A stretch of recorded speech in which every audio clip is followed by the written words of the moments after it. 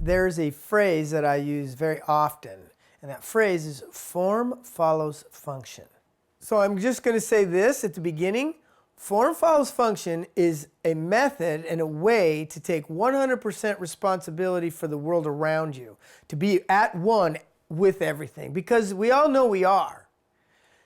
And in order for you to operate as an empowered individual, I have to be able to take responsibility for the environment. And this is a way, form following function, when you listen to this, you're going to understand that this is a way to take responsibility for your life. To know that everything is connected to me and I can change everything from the inside. Anything in reality is form. Whether it's a dog, it's a cat, it's a person, it's a car, it's an environment. It's something that has taken form.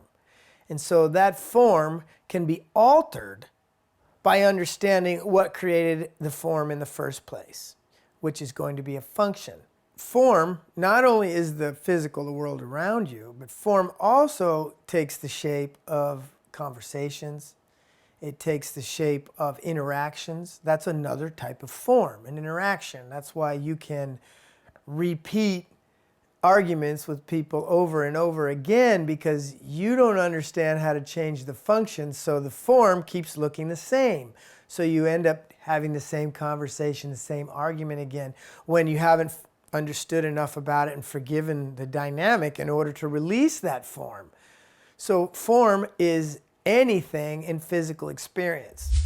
Form follows function is starting to understand in reality creation, I need to know the recipe of what's going on right now, because that's the function. It's like a recipe. If I understand how I am contributing to a specific dynamic, and the dynamic exists, if I only unplug some underlying pieces, this whole thing is going to change. Reality is the end of equation, and the equation begins internally. So until I can start honoring that and understanding that I am the one who contextualizes experience.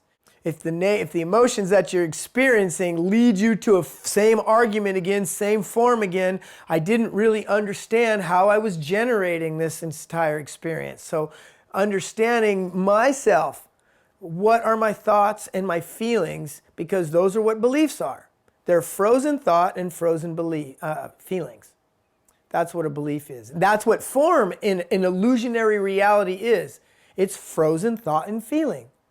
That's what form is. And you must have beliefs in order to function in physical reality. The thing is, most of your beliefs, if not all of your beliefs, are unconscious beliefs. You don't even know you're running them.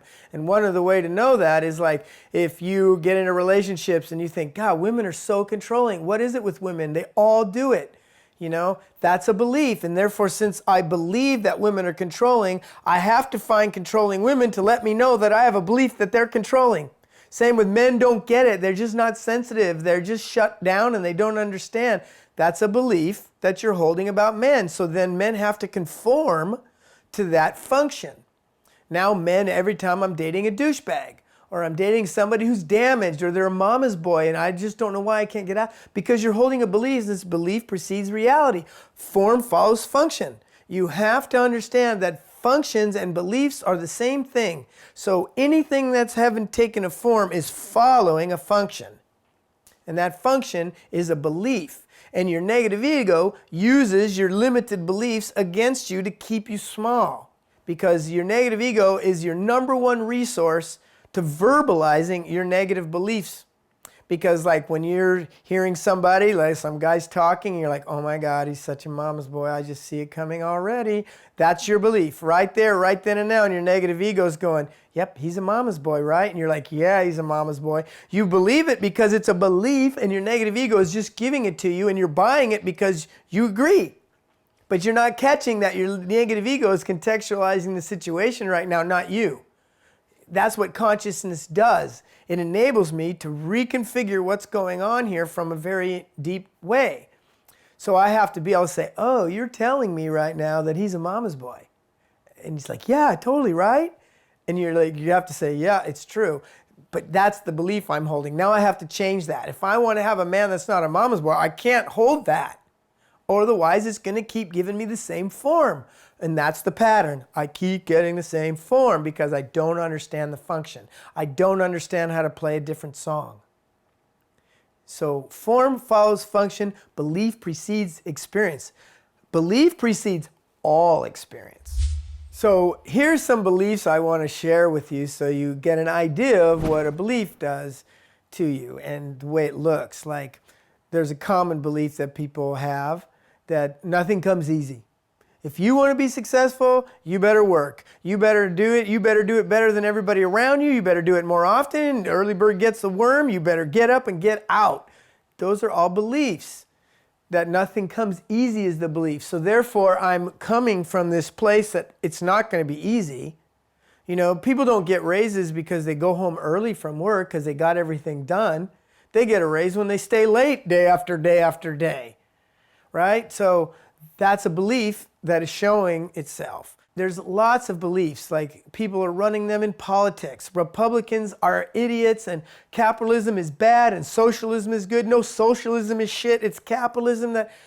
These are all belief constructs that are causing you to separate from your experience.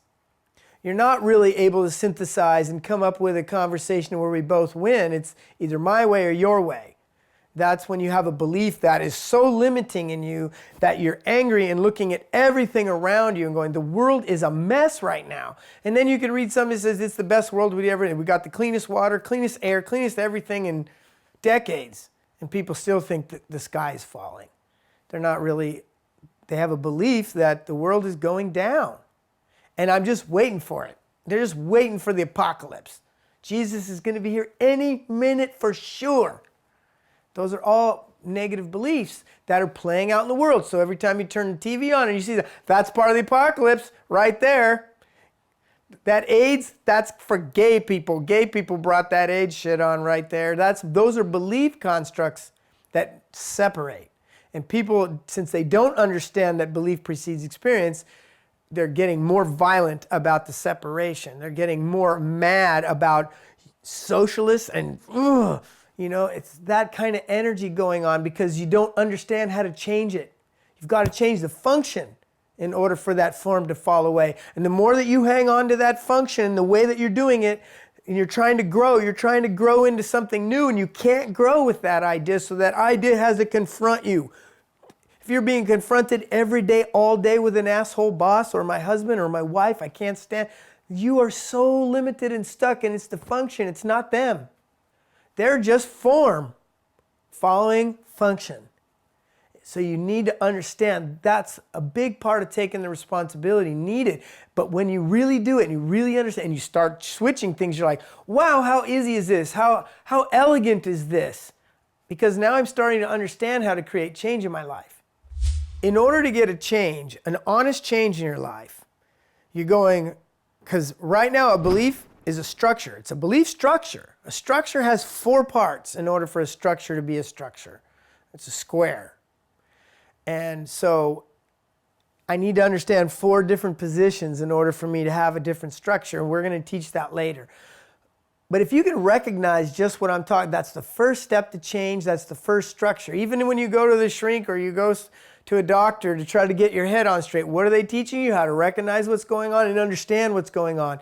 Recognition is one wall, understanding is another wall. Forgiveness is the 3rd wall, and the 4th wall is new choice. But you can't just circumvent, I'm just going to make another choice. I'm just going to choose a different person. I'm not going to date that kind of person anymore, right? And then you think you're choosing a different person, and all you really did is find someone that was controlling that part of themselves and still ends up being the same person.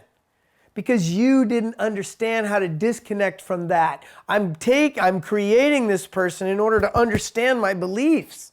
Once I let go of that, I don't have to have that person in my, you won't create that person. You don't have to get that person out of my life. That person will actually leave your life. And that's a wonderful way to receive your change. Like, if I really change, there's going to be a change, and you can receive that they just don't want to be here anymore. They leave. I didn't even have to do anything except change.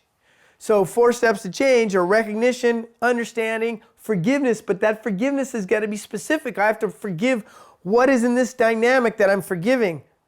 What is it about? What did I recognize? And how long have I been doing this? And how much pain did I create taking on my dad's idea about women? Wow, that's so sad. I didn't realize what I was doing all this time. Because you're going to be sad when you recognize it's me that's been creating all this pain this whole time. It's me. I did it. And a lot of people won't go there. They'll realize that, and it'll be so overwhelming inside, they go back to their pattern because they can't deal with the indebtedness that they feel that, wow, I've been treating people and being mad at the same person. It was a gift what they were doing. They were showing me who I was. And so conscious reality creation requires that we understand the functions and how to reconfigure a function. Once you understand how to operate within forms following function, it starts appearing magical and elegant. Because what happens is you don't have to control the environment anymore. I don't have to get rid of these people. I don't have to move. I have to understand how I'm creating this. And when I shift that, reality changes accordingly. When you understand function, you can shift function. And so life is an artistic endeavor now. I'm going inside and watching a life that's even better than I imagined naturally coming to me. And that's what you can do with form following function.